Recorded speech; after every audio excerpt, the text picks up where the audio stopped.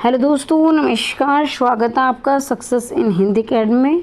आज हम पढ़ेंगे माधवराव सप्रे की एक टोकरी भर मिट्टी। इससे पहले मैंने 2 कहानियाँ और पढ़ा दी हैं, चंद्रदेव से मेरी बातें और दुलाई वाली। ठीक है, ये राजेंद्र बाला घोष की 2 कहानियाँ हैं, ये मैंने पढ़ा दी है।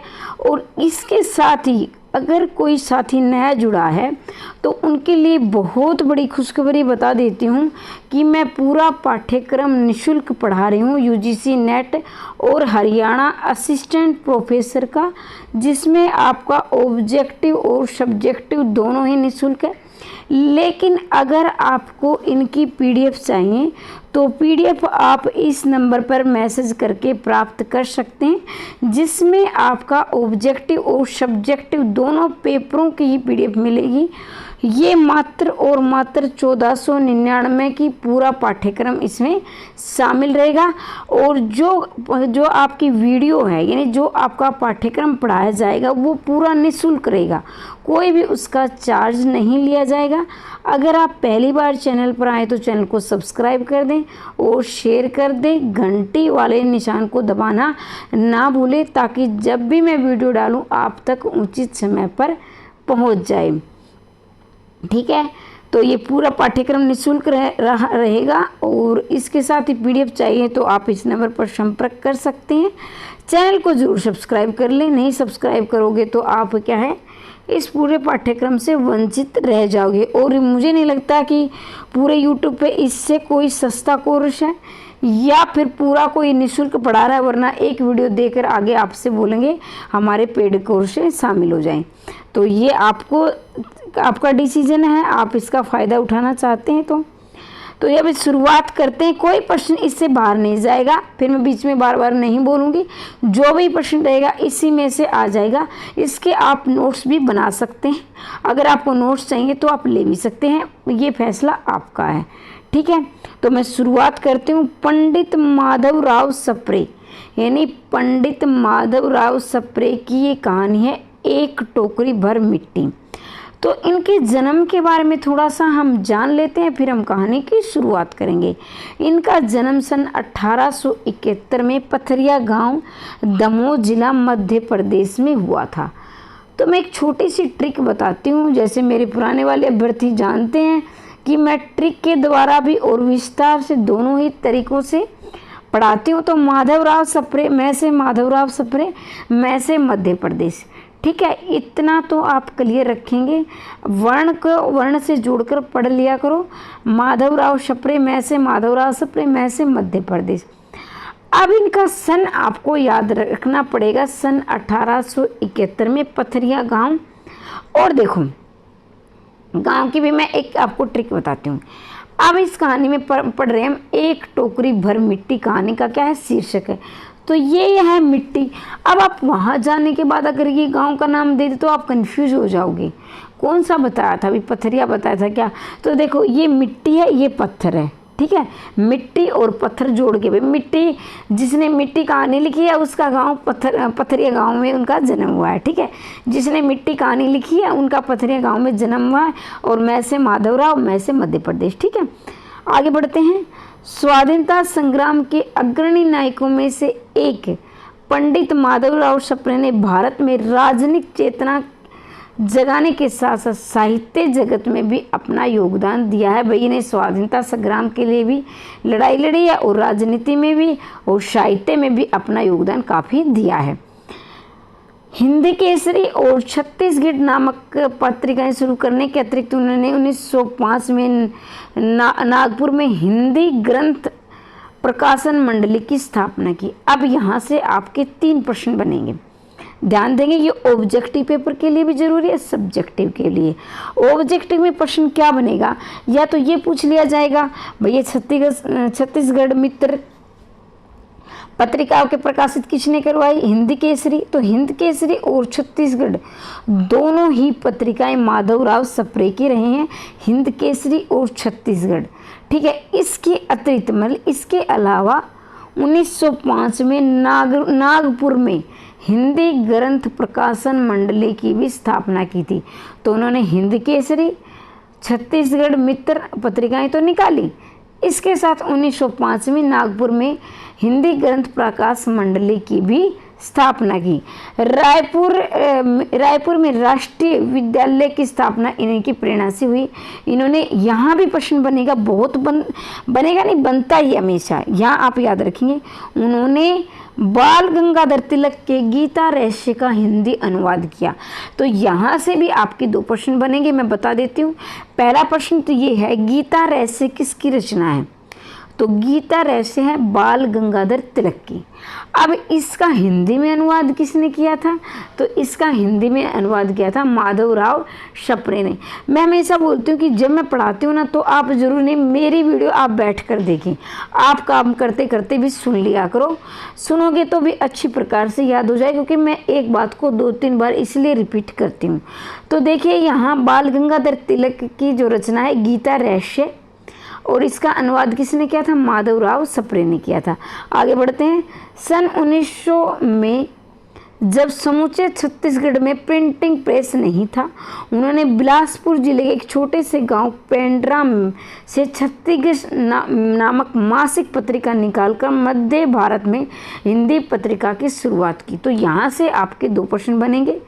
तो देखेंगे, पहली बात तो ये है, छत्तीसगढ़ मित्र तो मैंने बता ही दिया, माधवराव सप्रे का पत्र है, पत्रिका या पत्रिका, ये मासिक पत्रिका है।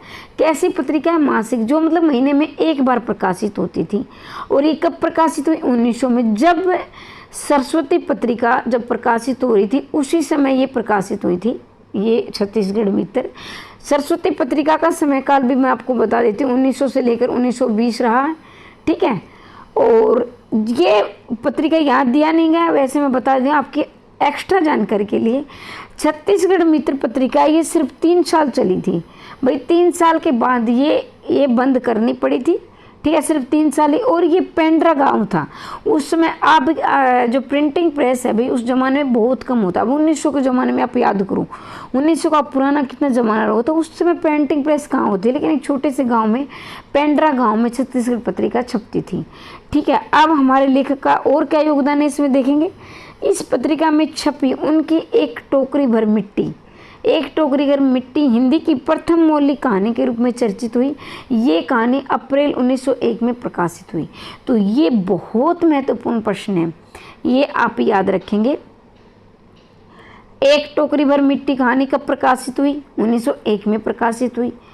किस पत्र में या पत्रिका में प्रकाशित हुई? तो एक टोकरी भर मिट्टी में प्रकाशित हुई। कब प्रकाशित हुई? 1901 में प्रकाशित हुई। कैसी पत्रिका है? मासिक पत्रिका है, जो महीने में 1 बार छपती थी। किसकी पत्रिका है? माधवराव सप्रे की, ठीक है। तो मैं उम्मीद करती हूँ कि यहाँ तक आपको समझ में आया होगा। नहीं भी समझ में आए तो 1-2 बार और सुन लिया करो। अब इनकी अन्य कहानियाँ या अन्य रचनाएं हम देखेंगे। इनकी अन्य मौलिक रचनाएं देखें, जिसमें हिंदी ग्रंथमाला, हमारे सामाजिक हास्य के कुछ कारणों का विचार, यूरोप के इतिहास से सीखने योग्य बातें, स्वदेश आंदोलन और बायकॉट। तो इसमें महत्वपूर्ण है स्वदेश आंदोलन और बायकॉट। माधवराव सप्रे की कहानियाँ, माधवराव सप्रे प्रतिनिधि संकलन। तो ये एक बार मैं फिर से रिवीजन कर देती हूँ, ध्यान से सुनेंगे। हिंदी ग्रंथमाला, ये हम रचनाएं पढ़ रहे हैं माधवराव सप्रे की, ठीक है। तो याद रखेंगे, हिंदी ग्रंथमाला, हमारे सामाजिक हास्य के कुछ कारणों का विचार, यूरोप के इतिहास से सीखने योग्य बातें, स्वदेश आंदोलन और बायकॉट, माधवराव सप्रे की कहानियाँ, माधवराव सप्रे प्रतिनिधि संकलन, ठीक है। अब हम एक टोकरी भर मिट्टी के बारे में विस्तार से जानेंगे। कहानी एक टोकरी भर मिट्टी की हिंदी की मौलिक कहानी का गौरव प्राप्त है। इस कहानी में सामाजिक अन्याय का विरोध किया गया है।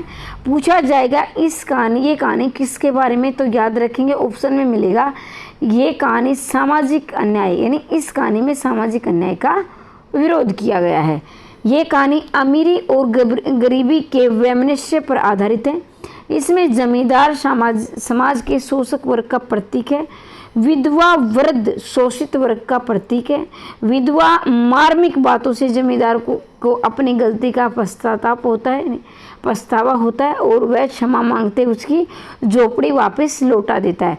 तो ये तो इस प्रकार कहानी में संदेश दिया गया, कभी भी घमंड या गमे, मतलब कि घमंड तो गर्व करना तो ठीक है भाई, अपने आप में स्वाभिमान होना चाहिए, लेकिन अपने ऊपर घमंड नहीं करना चाहिए। ठीक है, अब हम इसके मुख्य पात्र पढ़कर कहानी को विस्तार, अभी तो हमने कहानी का निचोड़ बताया है कि इसमें सामाजिक समस्या को उजागर किया गया है, गरीब और अमीर की जो बीच की जो खाई है वो दिखाएगी। लेकिन अब इन पात्रों को जानकर हम आगे की कहानी की शुरुआत करेंगे। वृद्ध महिला कहानी की मुख्य पात्र है। जो गरीब है उसकी झोपड़ी जमींदार के महल के पास है। जमींदार मतलब एक पात्र तो कौन है, वृद्ध महिला है जो मुख्य पात्र है। दूसरा पात्र कौन है, जमींदार है, ये भी क्या है, मुख्य पात्र। तो मुख्य पात्र तो दो हैं, आगे गौण पात्र या अन्य पात्र भी मैं जिक्र करूंगी। कहानी में शोषित वर्ग का प्रतीक कौन है, जमींदार है, ये जो धनवान है और घमंडी है। अन्य पात्र देखेंगे, वृद्ध विधवा का पति है, पुत्र है, पतोहू है, पतोहू मतलब बेटे की बहू है, पोती है जो कहानी के विकास में सहायक है, और उनका केवल इस कहानी में नामोल्लेख है। मतलब ये कहानी, बाकी जो ये पात्र आए हैं, ये जो अन्य पात्र हैं जिसमें पुत्र है, पतोहू है, पोती है और ये वृद्ध महिला का पति है, ये क्या है, सब नाम आए हैं बस इसमें। मतलब ये कहानी को आगे बढ़ाने में सिर्फ जो अन्य पात्र काम करता है, तो ये पोती जो कहानी को आगे बढ़ाने में काम करती है। बाकी जो है वृद्ध विधवा का पति है, पुत्र है, पतोहू, ये सिर्फ इसमें नाम आए हैं, इनके नामों का उल्लेख हुआ है। ठीक है, अब मैं कहानी की शुरुआत करती हूँ। कहानी की शुरुआत करने से पहले मैं बता देती हूँ, अगर इनकी PDF चाहिए तो आप ये संपर्क कर सकते हैं। सिर्फ 1499 में पूरे पाठ्यक्रम की आपको PDF मिल जाएगी। सब्सक्राइब कर लेना ही किया है तो अभी तक। आगे बढ़ते हैं। माधवराव सप्रे इस कहानी के लोक जीवन में प्रचलित कथा है। कंथली से मिट्टी लेकर उसे अभिनव स्वरूप दिया है। छत्तीसगढ़ की बूढ़ी दाई अपनी समृद्ध गरिमा के साथ इस कहानी में उपस्थित है। एक प्रभावी कहानी है। इसमें वर्धा की मार्मिक उक्त जमींदार की वर्ती को परिवर्तित कर देती है। एक गरीब विधवा अपनी पोत्री के साथ एक झोपड़ी में रहती है। कहानी ध्यान से सुनेंगे, बड़ी इंटरेस्टिंग कहानी है, आपको बहुत मजा आएगा। एक गरीब विधवा है, अपनी पोत्री के साथ यानी अपनी पोती के साथ अपनी झोपड़ी में रहती है। ये उसकी बहुत पुश्तैनी झोपड़ी है, मतलब शुरुआत से चली आ रही है, जब उनकी शादी हुई तब से। उसका पति तथा छोटा यानी उसका पति तथा बेटा इस झोपड़ी में मर गया था। उसके बेटे की बहू भी 5 वर्ष की बेटी को छोड़कर मर गई थी, और अब यही पोती उसके जीवन का आधार है, एकमात्र आधार है। जमींदार का महल उस झोपड़ी के पास ही था। उसे अपने महल के हाथे को झोपड़ी के स्थान तक बढ़ाने की इच्छा हुई। बुढ़िया से बहुत कहा गया कि पर उसने अपनी झोपड़ी नहीं छोड़ी। जमींदार ने अपने धन के बल पर अदालत द्वारा झोपड़ी पर अपना कब्जा कर लिया। विधवा को वहां से निकाल दिया गया, वह कहीं पड़ोस में जाकर रहने लगी। तो भाई देखो, कहानी के माध्यम उस जमाने में भी वकील वकालत कैसे होती थी। पैसे वाले लोग वकीलों को खरीद कर क्या है, जो गरीबों का शोषण करते थे। एक दिन जब जमींदार उस झोपड़ी की भूमि पर मजदूरों से काम करा रहा था, तो वह बुढ़िया हाथ में एक टोकरी लेकर वहां पहुंची। उसने अपनी पोती का बहाना बनाकर बहुत अधिक मिन्नत करके एक टोकरी भर मिट्टी वहां से ले जानी चाहिए, जिसे चूल्हा बनाकर उस पर रोटी बनाकर अपनी पोती को खिला सके। जमींदार ने झोपड़ी में से एक मिट्टी ले जाने की आज्ञा दे दी। झोपड़ी के भीतर पहुंचते ही वर्धा स्मृतियों में खो गई, मतलब पिछली यादों में खो गई जो उस झोपड़ी में उसने बिताई थी। उसकी अनुधारा अनुधारा नहीं, ये अश्रुधारा आएगा भाई, ठीक है, अश्रुधारा, ठीक है, ये प्रिंटिंग में गलती हो जाती है। अश्रुधारा बह चली। किसी प्रकार वह अपना नियंत्रण रखकर उसने अपनी टोकरी मिट्टी से भर ली। फिर उसने जमींदार से प्रार्थना की उसे टोकरी उठवा दे। जमींदार पहले तो नाराज हुआ और वर्धा के अनन्य विनय को मानकर उठवाने के लिए चल पड़ता है, पर टोकरी उससे टस से मस नहीं होती है। हार कर उसे कहना पड़ता है कि ये टोकरी मुझसे नहीं उठाई जाएगी। यह सुनकर उस विधवा ने कहा, महाराज आप नाराज न हो, पर जब आपसे एक टोकरी मिट्टी नहीं उठाई जाती तो इस झोपड़ी में तो हजारों टोकरियां मिट्टी हैं, पर उसका भार जन्म भर कैसे उठा पाएंगी। बुढ़िया के मरम वचन सुनकर जमींदार की आंखें खुल जाती हैं। उसने अपने किए पर पछतावा होता है और वह क्षमा मांगते उसे झोपड़ी वापस लौटा देते हैं। इस कहानी पर संक्षिप्त सी कथा बड़े प्रभावी रूप से अपनी बातें कहती है। एक छोटे से मर्म कथन से शोषक पात्र का हृदय परिवर्तन कराकर उसे सद कोटि में आदर्शात्मक समाधान के रूप में ला दिया जाता है, किंतु इतने कुशल रूप से दिया गया आदर्श है कि कहानी की संवेदना पर भारी नहीं पड़ती है और न ही संस्कृत की नीति कथाओं जैसा है। सब कुछ पूर्ण स्वाभाविक सहज रूप में घटित होता है। ये महत्वपूर्ण बात यह है कि हिंदी की प्रथम कहानी में ही तीव्र सामाजिक संवेदना है। जमींदार के अत्याचार को कहानी की समस्या के रूप में उठाती ही नहीं है, अपितु प्रतिकार विवर्धा के माध्यम से कराती है। पहली ही कहानी सामाजिक अन्याय के विरोध में इस प्रकार खड़ी हो उसकी। हिंदी कहानी एक बहुत ही महत्वपूर्ण उपलब्धि है। बहुत चुनिंदा तथा आवश्यक प्रसंगों का ही कहानी में नियोजन किया गया है। ये कहानीकार के कौशल का परिचायक है। कहानी की संक्षिप्त में एक गहन और व्यापक संवेदना है। कहानी की भाषा शैली तत्कालीन कथा लेखकों से कुछ अलग हटकर कहानी विधा नहीं, ये विधा आएगा भाई, विधा की प्रवृत्ति के अनुरूप है। बोलचाल की सामान्य भाषा और प्रभावी भाषा। एक दिन श्रीमान उस झोपड़ी के आसपास टहल रहे थे और लोगों को काम बतला रहे थे कि इतने में विधवा हाथ में एक टोकरी लेकर वहां पहुंची। कहीं कहीं अत्यंत छोटे छोटे प्रभावी वाक्य हैं। विधवा झोपड़ी के भीतर गई, यह बेचारी अनाथ तो थी, आस पड़ोस में जाकर कहीं रहने लगी। ये कहानी के अनुकूल है, ये भाषा कहानी के अनुकूल है। कहानी के संवाद भी अत्यंत स्वाभाविक बन पड़े हैं। कहानी शिल्प की दृष्टि से भी पुष्ट है। ये कहानी ने हिंदी की बहुत दूर तक प्रभावित किया है। भावानुकूलता और चातुर्य के साथ वैराग्य के छत्तीसगढ़ी गुणों को भी इस कहानी में बेखूबी रेखांकित किया गया है। तो ये कहानी थी। अब इस कहानी के हम कथन पढ़ लेते हैं। श्रीमान जमींदार के महल के पास एक गरीब अनाथ विधवा की झोपड़ी थी। जमींदार अनाथ विधवा, मतलब ये कहा जाए तो ये विधवा ही ठीक रहेगा। अनाथ तो चलो आप ये वैसे तो ठीक भी रहता, लेकिन ये एक गरीब की विधवा झोपड़ी थी। इस तरह से हो सकता है, मतलब कि उसका पति मर चुका है, बेटा भी मर चुका है और बेटे की बहू भी मर चुकी है। मतलब एकमात्र सहारा उसकी क्या है, पोती। और ये प्रश्न आया कि पोती की आयु कितनी थी। इस कहानी में शायद आपने इसमें नहीं लिखा है, लेकिन प्रश्न आया हुआ था। कहानी में पोती की आयु थी मात्र 5 वर्ष, मतलब 5 वर्ष की उनकी पोती थी। जमींदार साहब को अपने महल का हाथा उस झोपड़ी तक बढ़ाने की इच्छा हुई। हाथा मतलब बाउंड्री, ठीक है। विधवा से बहुतेरा कहा गया कि अपनी झोपड़ी हटा ले। वह तो इस जमाने से वहीं बसी थी, कई ज़माने से। मतलब कि बात यह कि मतलब बहुत बार उन्होंने कहा, बहुतेरा जमींदार ने बहुत बार उन्हें कहा कि आप इस झोपड़ी को हटा लें, लेकिन क्या है, वह विधवा हटाने के लिए तैयार नहीं थी। वरदा इसलिए तैयार नहीं थी क्योंकि भाई उसने वहाँ शादी करके आई थी और शुरू से ही उसका बेटा भी, उसकी बहू भी, उसका पति भी उसी में रह रहे थे। तो एक तरह से जहाँ हम रहते हैं, जो हमारा घर चाहे झोपड़ी ही क्यों ना हो, उसके साथ ये मानवीय प्रवृत्ति कि हमारी संवेदनाएं जुड़ जाती हैं और उसे चाहकर भी हम छोड़ नहीं सकते, क्योंकि एक आत्मीय लगाव हो जाता है उस जगह से हमें।